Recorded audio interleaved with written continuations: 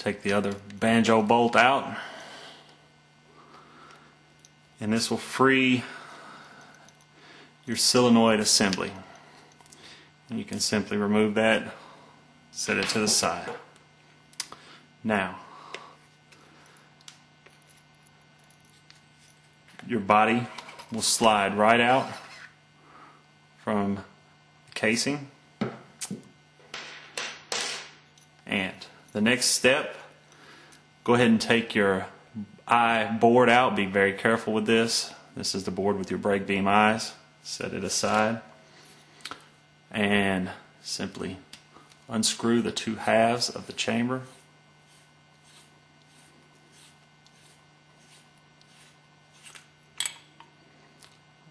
Exposing your bolt.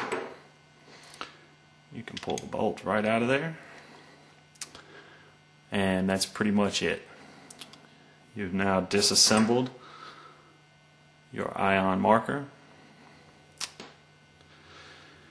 Also, several of you have asked about removing the trigger. Removing the trigger is a very simple process, although you need the right tools to do it. As you can see, I've already changed the trigger in mine, but this bolt, this pin right here, you'll need a punch similar to this. You can get them at any hardware store. You'll insert this on top of the pin and knock it out with the hammer. Once that pin is out, the trigger will slide right out of the top of the grip frame. Be careful when you do this. Don't scratch up your frame, don't mess up this pin. Once your trigger is out, it will look similar to this. This is the stock trigger. And as you can see, the magnet sits in a small top hat shaped recess right here. It's a fairly simple matter. You can push that magnet right out if you don't want the magnet in there. A lot of people don't like the magnet. They say it makes the trigger too stiff. But it's very simple to do. Just be careful when you do it. Now, for reassembly. It's a very simple process, just like before. Reinsert your bolt. Screw the two halves together.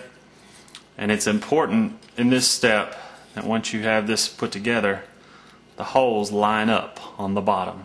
This is where your banjo fittings will go. And once you put the shell back on, it's important that they line up.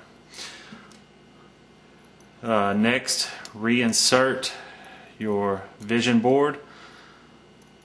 This will only go in one way, but just take care putting this in. You don't want to break either of the leads off.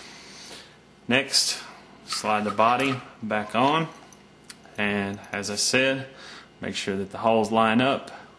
Mine are just a hair bit off. There we go. So when you reattach your fittings, everything will be good. Next, you'll reattach both of your banjo bolts. They should